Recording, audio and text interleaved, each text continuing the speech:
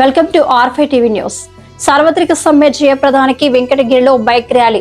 ఫిబ్రవరి 12, 2026న జరిగే దేశవ్యాప్త సార్వత్రిక సమ్మెను విజయవంతం చేయాలంటూ మంగళవారం వెంకటగిరిలో అఖిలపక్ష కార్మిక సంఘాలు, విద్యార్థి యువజన సంఘాలు, వామపక్ష పార్టీల ఆధ్వర్యంలో బైక్ ర్యాలీ నిర్వహించారు. పాత బస్టాండ్ సెంటర్ నుంచి ప్రారంభమైన ఈ rally Palakendram, cross road, RTC bus stand, Kasipeta, Rajaveedhi, తూర్పు వీధి మీదుగా ఎంపీడీఓ కార్యాలయం వరకు కొనసాగింది. ర్యాలీ సందర్భంగా వివిధ కూడళ్లలో నాయకులు మాట్లాడుతూ కార్మికులను బానిసలుగా మార్చే 4 లేబర్ కోడ్స్ను తక్షణమే రద్దు చేయాలని, విశాఖ ఉక్కుతో సహా ప్రభుత్వ రంగ సంస్థల ప్రైవేటీకరణను నిలిపివేయాలని డిమాండ్ చేశారు.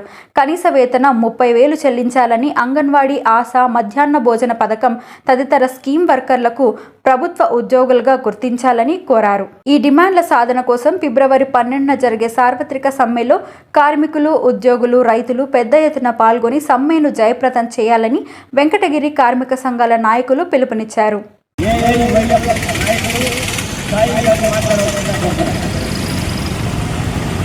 నా పేరు సాయి కుమార్, నేను ఏఐవైఎఫ్ కన్వీనర్ని. ఇప్పుడు ఈ ర్యాలీ దేని గురించి అంటే ఫిబ్రవరి 12వ తేదీ జరిగే కార్మికుల సమ్మె గురించి ఈ ర్యాలీ జరుగుతూ ఉంది.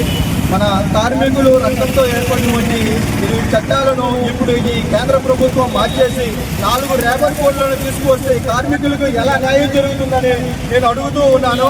అదేవిధంగా 8 గంటల పనిదినాన్ని 12 గంటల పనిదినాలుగా మారిస్తే మేము జీవితాంతం ఫ్యాక్టరీలోనే పనిచేసుకుంటూ ఉండాలా, ఫ్యామిలీని చూసుకోవలేదని చెప్పేసి నేను ఈ కేంద్ర ప్రభుత్వాన్ని అడుగుతూ ఉన్నాను. శాలరీలు పెంచరు కానీ ఇలాంటి అర్థమైనటువంటి ఈ లేబర్ కోడ్లను తీసుకుని వచ్చి కార్మికులకు నష్టం చేకూరుస్తున్నారే కానీ కార్మికులకు ఈ కేంద్ర ప్రభుత్వం ద్వారా ఎలాంటి న్యాయం జరగడం లేదని నేను ఈ విధంగా డిమాండ్ చేస్తున్నాను. ఫిబ్రవరి 12వ తేదీ జరిగే ఈ సార్వత్రిక సమ్మెను ప్రతి ఒక్క ట్రేడ్ యూనియన్ నాయకులు తక్షణమే పాల్గొని ఈ ర్యాలీని జయప్రదం చేయాలని నేను డిమాండ్ చేస్తూ ఉన్నాను. జై. నా పేరు పవన్, నేను వెంకటగిరి ఏరియా పీడీఎస్ఓ కన్వీనర్గా ఉన్నాను. 12వ తేదీ కార్మిక సంఘాల ఆధ్వర్యంలో భారతదేశం మొత్తం మీద ఒక సమ్మె అయితే కార్యక్రమం అయితే చేపడుతున్నాం.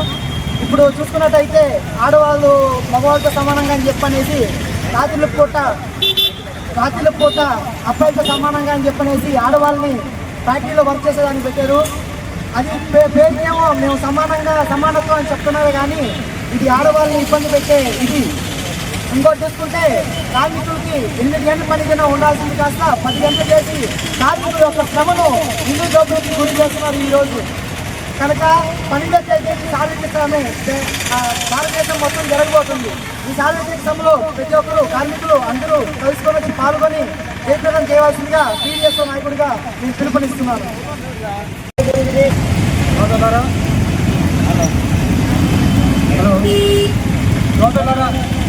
ఈరోజు ముఖ్యంగా ఈ 12వ తారీఖు జరగబోయే కార్మిక సమ్మెకి ప్రతి ఒక్కరూ కార్మికులకైతేవి, ప్రజలైతేవి, కేంద్ర ప్రభుత్వాలు తీసుకొచ్చే నల్ల చట్టాలను కూడా మనం ఈరోజు అడ్డుకోవాల్సిన పరిస్థితి ఎంతైనా ఉంది కాబట్టి మీకందరికీ మేము తెలియజేస్తున్నాము.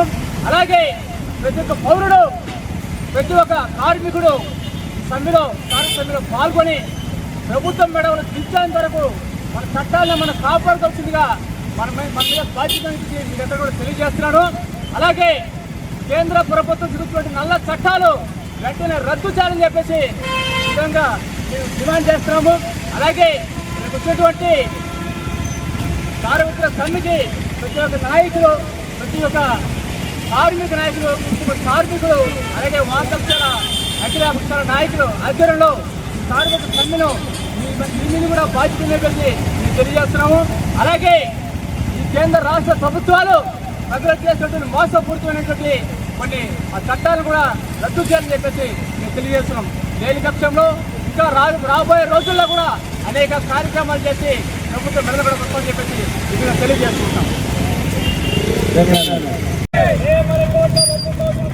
సార్వత్రిక సమ్మెను ప్రభుత్వ రంగ సంస్థలను ప్రైవేటీకరణ నుండి ఆపాలని డిమాండ్ చేస్తూ జరుగుతున్న సార్వత్రిక సమ్మెను కనీస వేతనం 30,000 రూపాయలు ఇవ్వాలని డిమాండ్ చేస్తూ జరుగుతున్న సార్వత్రిక సమ్మెను